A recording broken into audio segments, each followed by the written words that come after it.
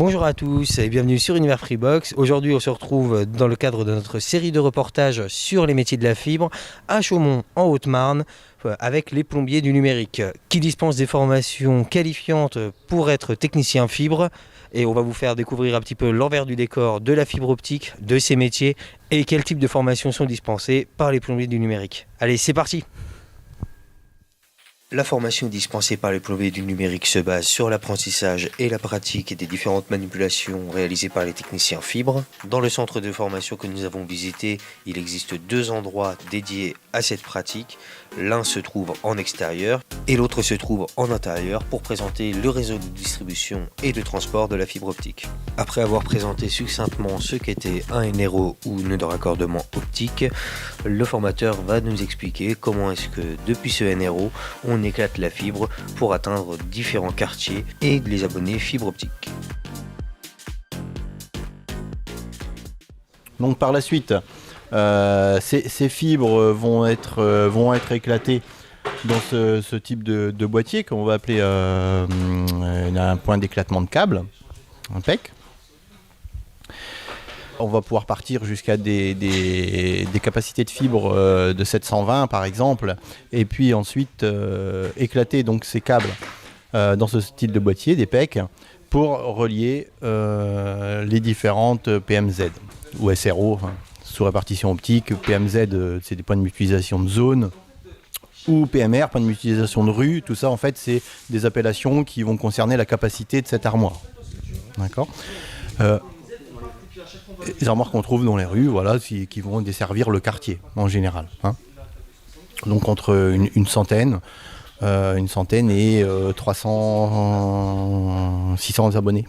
Donc ici, pour nous, pour notre petit réseau, les câbles qui ressortent là donc vont à l'armoire que nous avons dehors. Forcément, puisque les armoires se trouvent toujours à l'extérieur, et puis on essaye de reproduire au mieux ce qu'ils vont retrouver sur le terrain. Après ces explications sur l'éclatement de la fibre pour rejoindre un quartier bien précis, nous allons voir dorénavant comment la fibre optique est répartie dans ce quartier pour atteindre le logement des abonnés fibres. Donc là, jusqu'à maintenant, on a parlé du réseau de ce qu'on appelle de transport. Donc vraiment, on amène l'Internet jusqu'à l'armoire de sous-répartition, donc qui va desservir le quartier. Ensuite, on va arriver sur le réseau de distribution. On arrive de l'armoire de répartition et on va trouver le même style de boîtier que l'on avait là-bas, mais plus petit. Ici, par exemple, ce genre de boîtier peut accueillir jusqu'à 144 fibres, donc 144 abonnés. Ici, donc, elle est en construction, ils sont en train de refaire le réseau. Ici, on va trouver un style de fibre donc, dans lequel on va trouver dans chaque module 12 fibres optiques. Donc, comme on a 12 modules, ça va donc être 144 fibres. Donc on va pouvoir avoir jusqu'à 144 abonnés ici. Moins un petit peu la réserve en fait. Alors, est-ce que vous pouvez nous expliquer le concept un petit peu de la réserve de ce dont vous parlez ? Alors cette réserve, ça va être éventuellement des fibres cassées. On ne va pas changer par exemple 144 fibres sur une longueur de 500 ou 1000 mètres, etc. Juste s'il y a une ou deux fibres de cassé ou qui ne fonctionnent plus pour des raisons X, ça va nous permettre de muter, ce qu'on appelle muter donc un abonné sur une fibre de réserve. Voilà. Parce que il peut y avoir aussi une construction supplémentaire. Des constructions supplémentaires, il y a un terrain par exemple qui se divise en deux, sur lequel on va faire un autre logement qui n'avait pas été prévu et qu'on n'avait pas prévu le raccordement. Ça va nous permettre de prendre ces fibres de réserve en fait pour au lieu de retirer plus de quelques kilomètres de câbles éventuellement. Voilà. Finalement, c'est assez modulable dans le sens où si jamais il y a un imprévu ou quoi, le raccordement à un nouveau bâtiment ou la réparation peut être faite assez rapidement. Tout à fait, la réparation, un nouveau bâtiment peut être refait rapidement avec ces fibres ou de réserve ou qui ont déjà été prévues, hein, parce que le réseau, l'étude du réseau est quand même largement normalement dimensionnée pour pouvoir accueillir ces nouveaux abonnés, clients. Donc, à l'instar de l'autre boîte, ici on va arriver avec 144 abonnés, mais on va pouvoir donc, comme l'autre, éclater ce câble pour desservir plusieurs petits quartiers, ou plusieurs rues. Donc 144, on va toujours diviser par les 12, donc on va pouvoir par exemple repartir sur deux câbles de 72 fibres ou 4 câbles de 36 fibres, etc. pour pouvoir partir en étoile par exemple, ce qui est un petit peu plus fréquent dans le réseau de distribution. Ça va être vraiment un éclatement étoile pour distribuer dans le quartier. À partir de là, quand on repart par quartier, d'ailleurs on parle de quartier, ici on a nommé les quartiers, c'est pas des noms de rue, c'est des numéros, mais c'est pas grave, c'est pour nous repérer. Et à chaque quartier, on va avoir donc ici, on a un 24 fibres.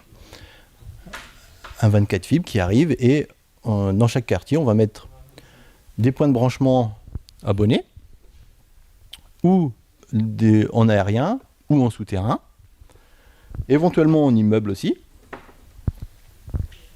selon le type de bâtiment, dans lequel on va retrouver nos cassettes de raccordement, et dans chaque boîte, donc, plusieurs sorties pour câbler, pour raccorder donc nos abonnés.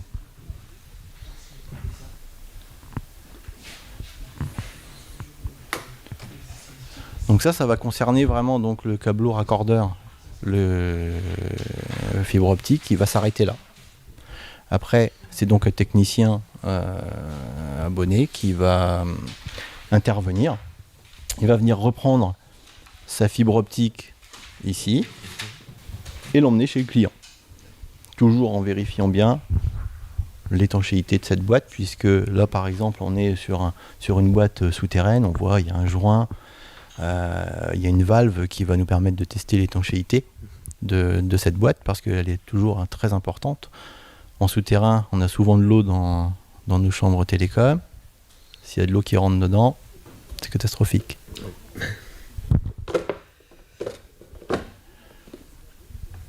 D'accord, donc ici, ouais, ça sera vraiment justement pour accorder la personne directement.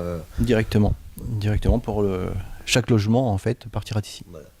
Alors là on part d'un gros câble, on va l'éclater en étoile pour avoir dans chaque point de branchement, en fait on va prévoir les fibres par rapport au quartier. Si on a trois maisons par exemple, on va peut-être prévoir 4 fibres, parce qu'il y a peut-être un terrain à côté qui est prévu, qui est constructible, on va donc prévoir ce raccordement. D'accord. Donc ça c'est la première partie. Ce type de boîtier en fait va être un petit peu un boîtier de transition.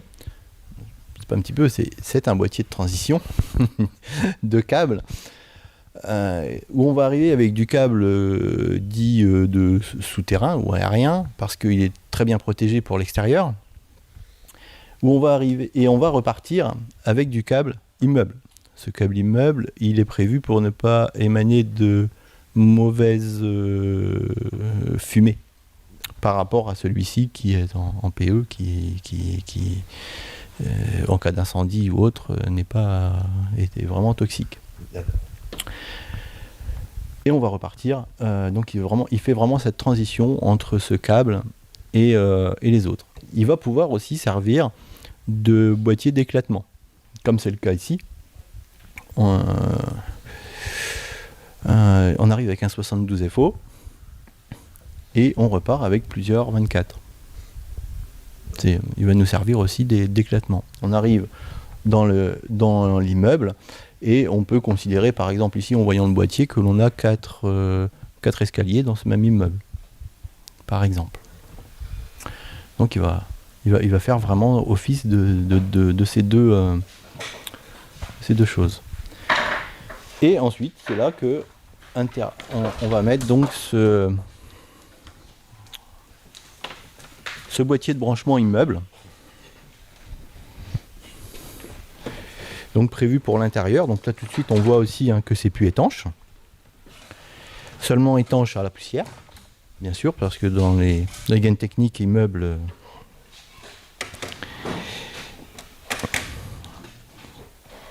et où là on voit aussi donc celui-ci il est préparé. On a nos fibres optiques qui arrivent en attente pour les abonnés. Donc le technicien qui va venir pour raccorder l'abonné, lui il sait qu'il doit prendre la fibre 3 par exemple. Il va repérer la fibre qui correspond à la couleur. La fibre 3 correspond toujours à une couleur. En fait c'est comme ça qu'on va les repérer, nos fibres. Et c'est pour ça qu'elles sont très colorées. On a vu tout à l'heure avec les microtubes. Et il va venir donc raccorder l'abonné.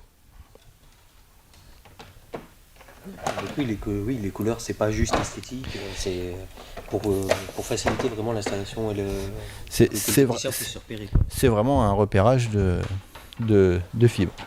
Donc on a un code couleur, la couleur rouge par exemple c'est le 1, la bleue c'est le 2, et c'est comme ça qu'on va repérer nos fibres. À l'intérieur de ces microtubes, donc on en parlait tout à l'heure, on retrouve les microfibres. Et les microfibres font exactement la même chose. On a les mêmes couleurs. On a ce fameux rouge par exemple. Je reprends toujours les deux premières parce que... Voilà. Et on a ici le bleu. Je ne le vois plus. Ici mélange. Voilà, vous voyez. On a le bleu. Et là on en est très fin. Et pourtant elle est encore gainée. Oui. Alors là, je te m'étonnerais que j'y arrive. Si, non. Je m'étonnerais que j'y arrive avec les ongles. Parce que non, c'est pas fait pour. Donc, il faudrait que je prenne une pince. Juste même. Ouais.